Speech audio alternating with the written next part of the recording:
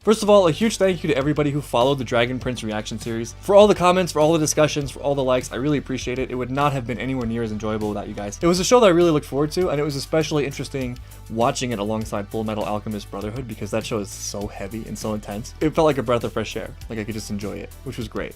But yeah, so today's the Q&A. Let's just get into the questions. Zach asks, with Aaron Ehaz's emphasis on character-driven storytelling, is there anything you think he did better in Dragon Prince compared to Avatar, or vice versa? So one thing I think I enjoy more about Dragon Prince than Avatar is I think that Viren as a villain is done incredibly well. I think one of my criticisms of Avatar, the first time I watched it, was that Ozai himself is not really someone that's that involved in the story. I mean, I think the best development for Ozai is basically how sinister he is in light of what he does to Zuko and how he treats Azula. But Viren is someone you really enjoy watching. Like, he's a really big and active part of the show, and it's such a delight. Like, I think he's one of my favorite parts of the show, to be sure. You're like, yeah, this is terrible, but I can kind of see where he's coming from. I can kind of see what he's trying to accomplish. I understand the temptation he's facing to use dark magic or to gain power in order to do things that help humanity. I think it's some of the best villain writing I've ever seen. On the other hand, I think there are a lot of things that Avatar did really well where Dragon Prince sort of fell short. As you know, I'm watching The Last Airbender again right now. One thing I've come to appreciate, even early on in the first season, is that episodes do so many things at once. They build the characters, they build the overall story, but they're also self-contained stories. Like, you get a whole thematic arc in one episode. Not always, but in a lot of episodes. A good example of this, I think, is one of my favorite episodes, The Deserter with Zhang Zhang. We get Aang starting to learn fire. Zhang Zhang becomes important later for the overall story, but also you sort of have this whole self-contained arc with Zhang Zhang and like the questions of what is the nature of power? You know, is power itself bad? Should you hide from your own strength, right? The challenge for Zhang Zhang and also for Aang is learning that power has responsibility and that power has great costs, but also great benefits. And it's not about one or the other, it's about them being in balance. And that's such a cool idea, and that happens in the span of like 25 minutes. Dragon Prince, on the other hand, I think could have used more of that. I think episodes sometimes feel a little bit out of focus, like they all connect to the larger plot in some way, right? It's all about their journey. And there's always some character development. I mean, there are definitely examples of this, but I feel like it's less often that the episodes themselves and the journey they're on and the specifics of their journey that day or whatever actually contain like a larger theme. I also think Avatar does a little bit of a better job having crystal clear focus on the characters and giving them a range of different personality types. I think a lot of the Last Airbender characters, they have certain qualities that we get to see at two extremes. We get to see the great applications of it, and we get to see the not so great applications of it, you know? Like thinking about Katara, she's very courageous and very principled, and we get to see the good side of that, which is that she stands up for people, and she actually makes significant changes in the place she visits. On the other hand, she can be sort of rash and impulsive. That sometimes creates conflict and brings people down. And Sokka is incredibly intelligent, and his intelligence can be used for great things like science and strategy. But the downside of that is that he can be a little bit cynical. He can be a little bit bitter. I think with the Dragon Prince characters, we don't really see as much of that range, or it doesn't feel as cohesive as traits all put together. JD the Butt asks, what is your favorite Arcanum so far? What type of elf would you like to be? What is your favorite dragon in the series so far? Favorite Arcanum? Let's say star. Yeah, the stars. You can't go wrong with the stars. First of all, I got Erebos, who's awesome. Second of all, out of all the things, like, stars just seem the most epic and amazing. Stars have life for me in a way that these other elements don't. So to answer your second question, not surprisingly, I'm gonna go with Star Touch elves. I prefer not to be trapped in a mirror if I can help it, but you know, maybe I could just cocoon myself out of it. That might be alright. And favorite dragon, without a doubt, it's the Dragon King. I don't know his name. I'm never gonna learn his name, but he's awesome. Literally every episode I watched of the Dragon Prince, I did the thing with him. Thrax Stormbringer asks, do you think the shift to a somewhat darker tone this season benefited the show? So this is tricky because I think that darkness itself is not really an enhancer of a show, but I think there's a certain minimum level of darkness that it can be helpful to reach, just so the audience knows that real things can happen and that there are stakes. So just the fact that we see people die, I think adds a nice little something, just knowing like, oh, bad things can happen. You know, it's not going to be censored for a certain audience. Once you reach that threshold, then it's just about like, how well does it suit the story and how dramatic is it? The Soren thing, I think, actually was a little bit jarring. I mean, it was very exciting, but it was just weird, you know, to see that happen. Because Soren is such a lovable and goofy character. Seeing him stab Viren was bizarre. I think one way the show does darkness really well is not in the violence, but in the characters, right? Like some of their thinking and motivation is just so dark, but in the sweetest way, like you know exactly how they got there, you know? Like the temptation from Erebos is so dark, but also so rich, because you're like, yeah, that sounds fun, you know? Drink the potion, cut yourself, or whatever. Soren Monroe asks, the question is really random, but after that one episode in season 2 where Rayla and Soren were fighting, I was shipping them. How do you think their romance would have played out? I feel like the romance could have worked. You know, it could work, but honestly, I don't see Soren as a very serious boyfriend. So it definitely would be different from Callum. You know, Callum is really, really into it. Soren and Rayla, I feel like would have been a little bit more casual.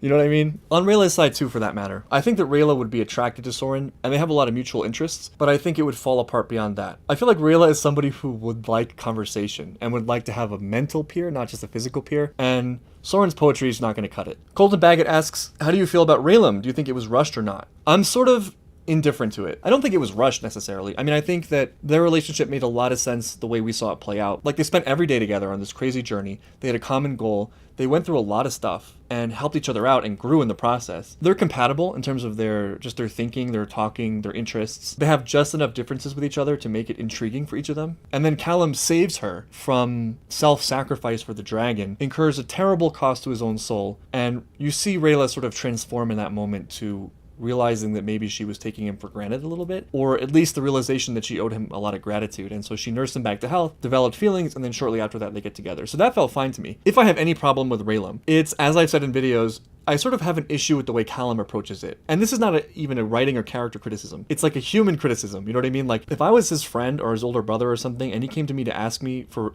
relationship advice about Rayla, I'd be like, dude, back off. Just a little bit. Like, just be strong. Be there for her. You don't want to become overly emotional to match her emotional state. And that's just me. I mean, from comments, I've seen that a lot of people have different experiences where actually being really, really concerned for someone else's emotions like that, or being really awkward in certain moments, isn't necessarily a deal breaker for relationships, and sometimes it works out anyway. But just me, you know, like my experience, I feel like non-romantically, when I'm in a bad state, I'm not looking for someone to join my emotional state. I'm looking for someone who's above my emotional state so I can sort of like average out with them and become stronger. And I've also found that when I'm trying to support people, the best thing I can do is not try to make them feel better, but actually just be myself and treat them with kindness and treat them as I would normally treat them, because I feel like that sometimes grabs people out of their funk. You know, it grabs people out of their state, and they can feel like there's something normal and something they can rely on. That's just the way I think. It's not necessarily the whole story or the whole truth. Callum, I felt, was like just dripping with emotions all the time. He just exudes anxiety, and for me, that's counterproductive to a relationship. And I think a choice they made with Rayla, which is not a bad thing necessarily, it's just a choice that they made, was that she's very receptive to that. And I think a lot of people maybe wouldn't be. Aruj Qureshi asks, what parallels do you see between the show and Avatar? Do you think King Harrow is alive? Where do you think the show can go from here?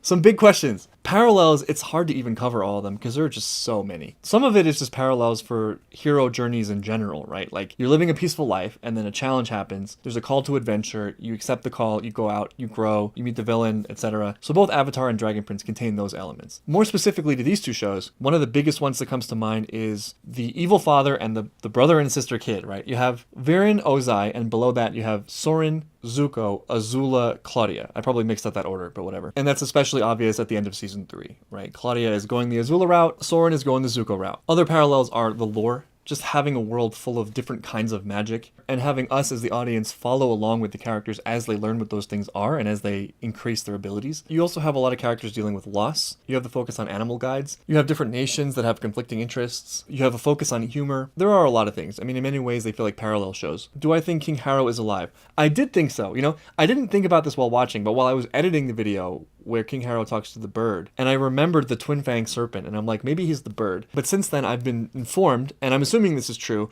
that they initially planned for King Harrow's soul to be in the parrot, but changed their minds. Similar to what happened in Avatar: The Last Airbender, speaking of parallels, with Momo originally being, I think it was Roku. Honestly, I think it's probably a good choice not to have done that, because I think that it would be sort of unfair to the audience to make us sort of grieve over Harrow through Callum and Ezrin, and then be like, he's still alive. In fact, that's sort of how I feel right now, having read the comic and seeing the ending with Rayla and her parents. It's like hard to connect with it, knowing that Rayla's parents are probably coins and will be brought back. And where do I think the show can go from here? This is a really tough challenge.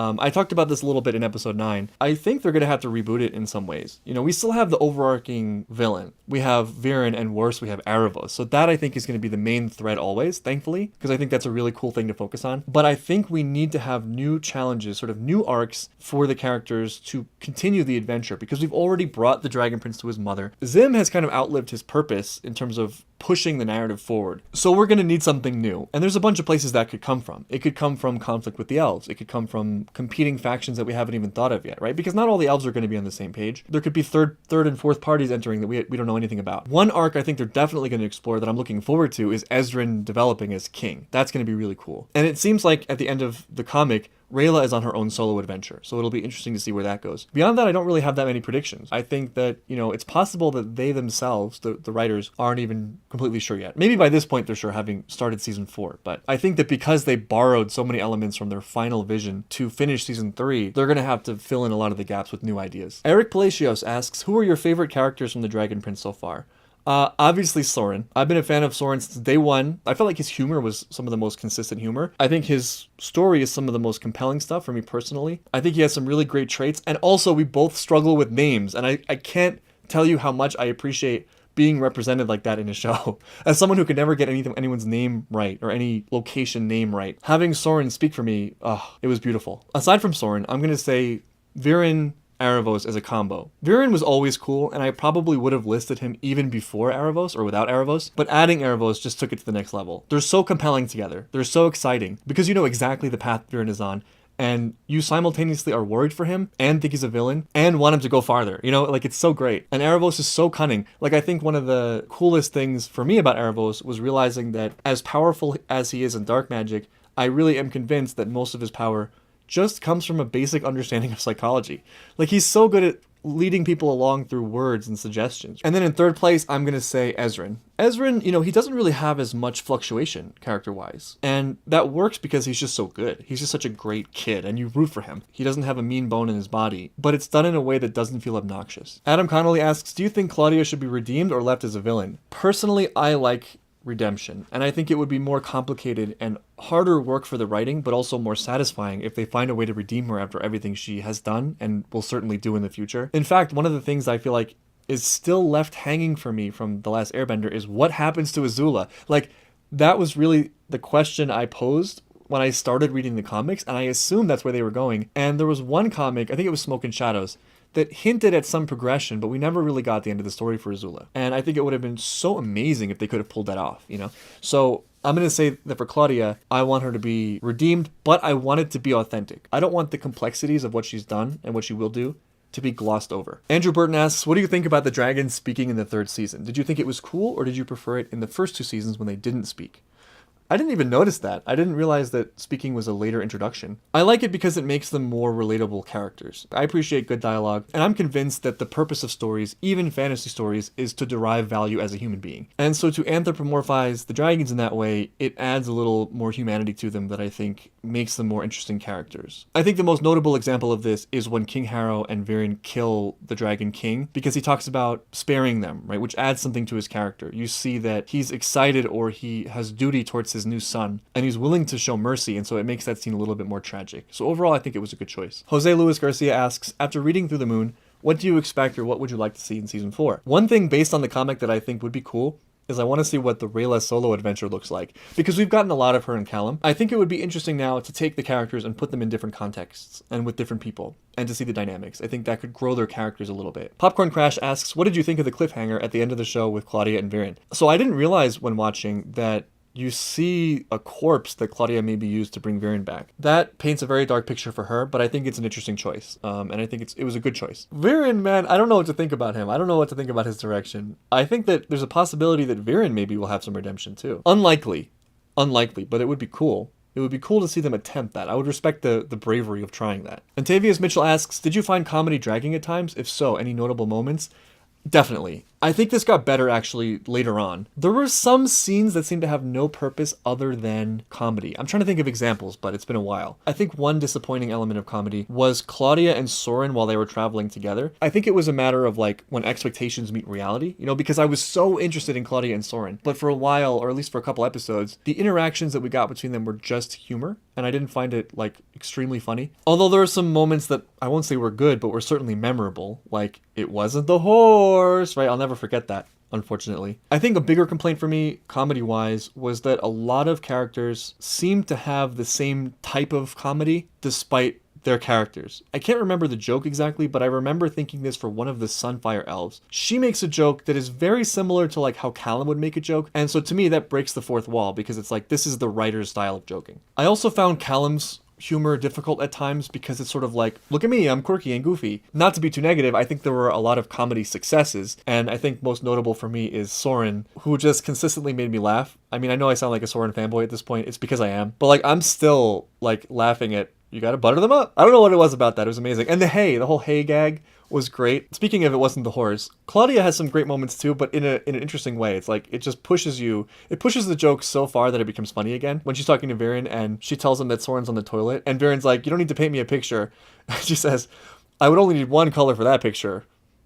Brown. You know, it's like, it really runs it into the ground, but in a way that personally I appreciate. Gay Ninja asks, would you like there to be a time skip in book 4? I think there's a lot of things they could do with that. I think that a time skip would be especially useful for them if they are doing what I suspect they're doing, which is rebooting certain things, you know, rebooting certain elements of the story. If that's true, I think there's a lot of potential in not showing us the daily reality of getting through things to get to that arc, but rather just quickly catching us up and then jumping into it. Kelly DePaz asks, what do you think Erebos and Viren's dynamic will be like going forward? And what are some pros and cons you have with the show? So about Erebos and Viren, I think that at this point, Erebos is like a drug, or it's like an addiction. When you start getting addicted to something, it's fun, and you don't realize how addicted you are to it until you try to backtrack. Like in the beginning, you tell yourself you can quit anytime. And then one day you're like, well, it's time, and you can't quit. And you're like, crap, and then you're in too deep. So far, everything that Erebos has helped Viren with is something that Viren desired on some level, but it's going to cross a line real soon. And I think one of those potential lines is Claudia. And it's very likely that when that happens, Viren is going to try to distance himself from Erebos, but it's going to be way too late because at this point he has 2 silk eyes and 3 insect walkie-talkies or whatever. And so in that light, speaking it out loud, I think there's a potential that Viren and Erebos becomes enemies, which is kind of cool to think about. It's either that or Viren just totally succumbs and becomes a puppet of Erebos, which also would be fun, but maybe not as fun. Gay Ninja asks, favorite ship in the show? Man. Well, as you might have guessed, it's not Raylan. You know what? I'm gonna say Viren Erebos, because why not? Why not? I mean, they're such a cool dynamic. I don't need there to be romance there, but I think that would be cool just because it's so bizarre, their relationship already.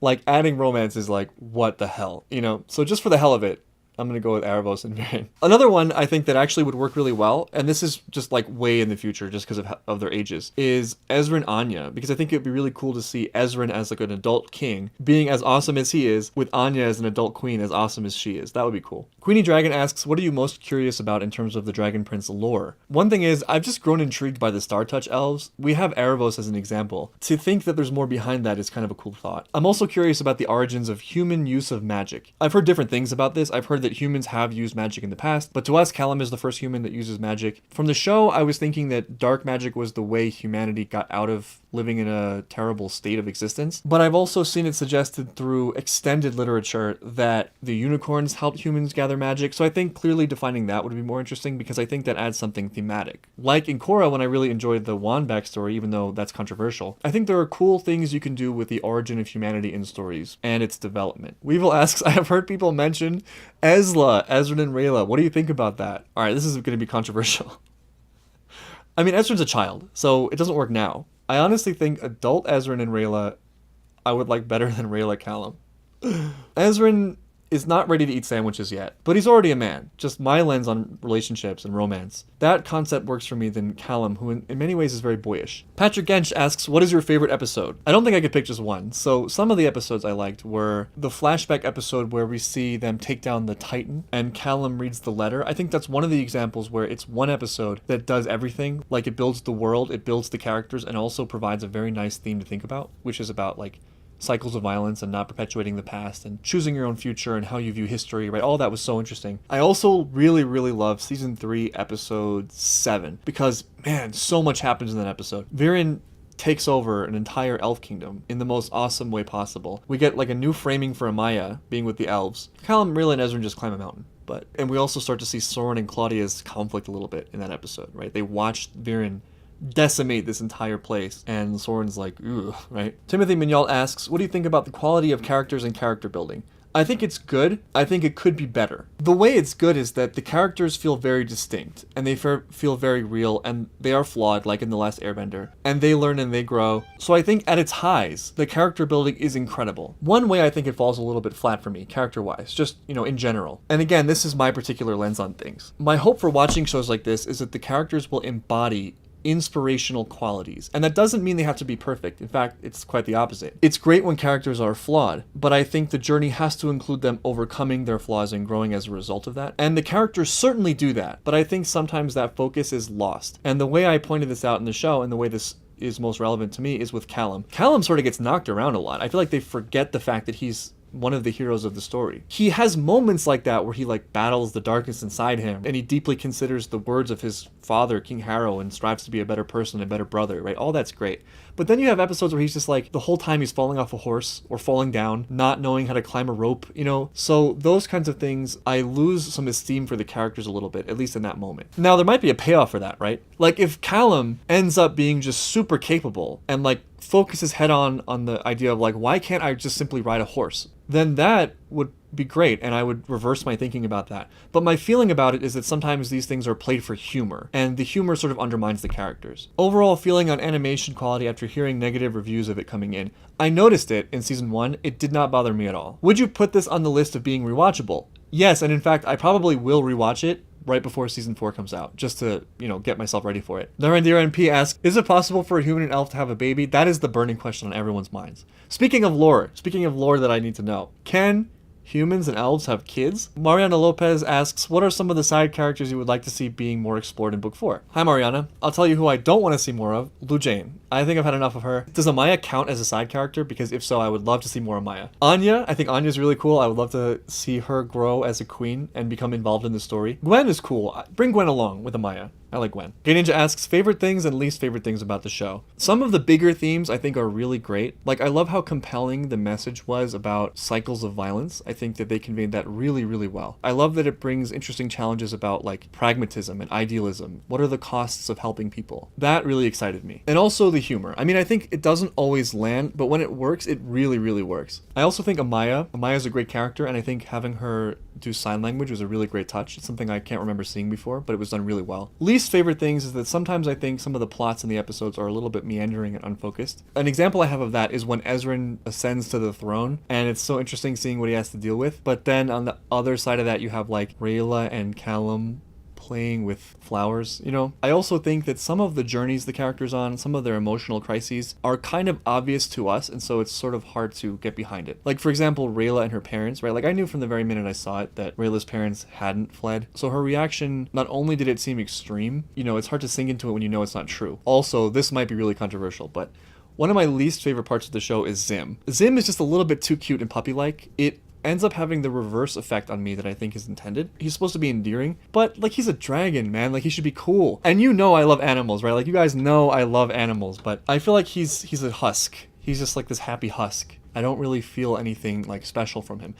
Bait, on the other hand, is incredible. Like, I didn't like Bait much at first, or I just didn't think about him that much, but like, Bait has some great moments. I actually felt like really terrible for him when Ezra was ignoring him. So, I know they can do animals well, but Zim he doesn't have that. He doesn't have that dynamism. And another thing, as I've already talked about a little bit, is that Callum, I think, needs to like have a little more edge. Like, he's a little bit too dopey. And sometimes that gets to me. Sometimes I forget why I'm rooting for him. Just stop playing up his inadequacy for humor so much, Ruins of Xerxes. Is that a Full Metal Alchemist reference? Nice. And you have Appa Avatar too. How do you feel knowing that characters like Lu Jane exist in the real world, especially as advisors, teachers, and mentors to vulnerable minds? Not good. Not great. It's unfortunate. Although, I think one positive thing about that is Lu Jane seems like her philosophy is weird. It seems like she's out to deliberately mislead people because of some connection to the moon or magic. I don't think most people are deliberately setting out to be misleading. I just think that mediocrity is sort of a dominant force in the world. And, I'm an optimist when it comes to humans. I believe people generally do their best. And you gotta have forgiveness for that. But Lu Jane is like, it's deliberate. It's deliberate, and it feels disconnected from things that I understand. Like, there's no moon arcanum.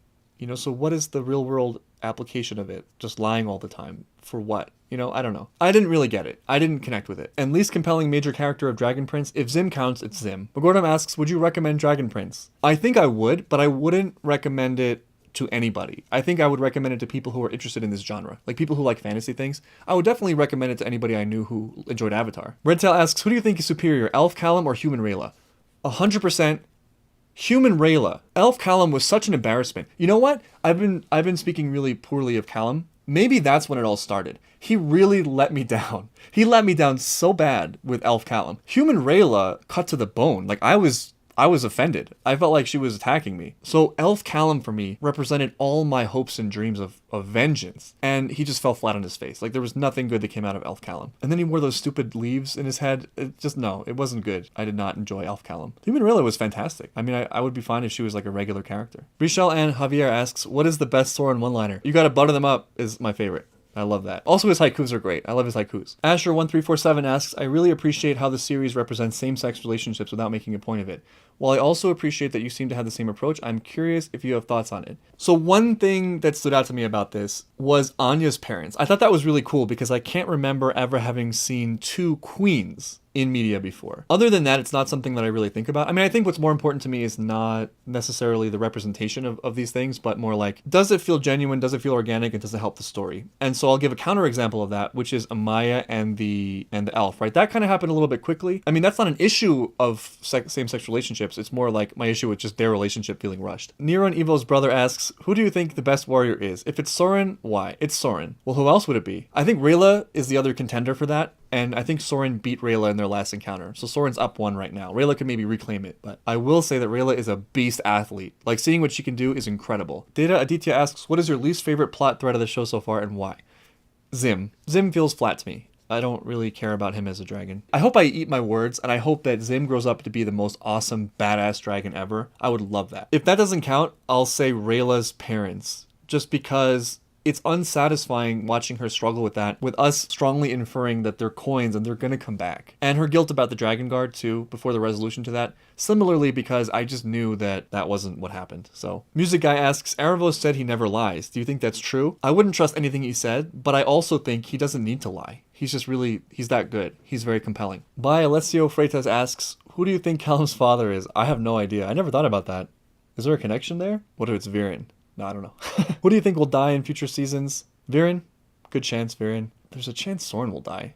Although I doubt it. Who knows? Who knows? I hope Blue Jane dies. Do you think we'll see a fight between the first human mage, Callum, and the master of all 6 primal sources, Erebos? And who will win? Callum will win out eventually, because that's the story, right? That's just the arc that it has to go on. But I could imagine them meeting earlier and battling, and Callum losing and having to learn from that experience. That seems possible. Avtar Gotra asks, what is your favorite season? I gotta go season 3. It's just so action-packed and we get a lot of important character stuff. But season 2 is really close behind. It's sort of a toss-up for me. Mikhail asks, so according to you, is Viren a bad guy and why? Interesting. The answer for me is a very clear yes, and I'll give you the best reason possible. He kicked bait. You don't kick a helpless animal. Terrible. Terrible. Yeah, he's a bad guy. I think that the sum of his actions so far from what we've seen have been bad. I think that he started out with principles, and I don't think that those principles were evil. I just think it was ignorance. I think it was a mistaken understanding of the world and the way it works. But I think as the show goes on, it becomes more clear that he's willing to do anything he can. And I think that at this point, he sort of lost it. He sort of lost touch with his base, his morals. And I think a big indication of that is how he treats his kids. Mel Wife asks, I want to know what you think of Nyx remarking Zim has his mom's eyes when he clearly does not. Nyx was sort of weird. She's another character that can go. Mushi the Teamaker asks, will you come back to watch The Dragon Prince when the new seasons are released? Absolutely. My hope is that as soon as season 4 comes out, I can do reaction videos. Part of it will depend on what else is going on at that time, because who knows when it'll be. If I have enough time to make and edit the videos, they're going to come out right away. Amonra 2000 asks, Dragon Prince question, who do you think will be the final boss of the show? I think what they'll probably end up doing is something similar to Avatar, where it's multiple final bosses, and it's not one or the other, and they maybe happen simultaneously. Like in the final couple episodes of The Last Airbender, we have Aang versus Ozai, and we have Katara and Zuko versus Azula. I'm guessing something similar like that will happen. You can imagine like Soren Viren, Callum Erebos, and Rayla Claudia. Does that make sense? I don't know. Something like that. All right. And on that note, that is the end of the Q&A. Thank you to everyone for all the amazing questions. Thank you for following the series. If you haven't heard, Attack on Titan will be the next show concurrently with Full Metal Alchemist. So I hope to see you guys for that. And otherwise, if you are only a Dragon Prince fan, wish you guys the best, and I'll see you back for season 4.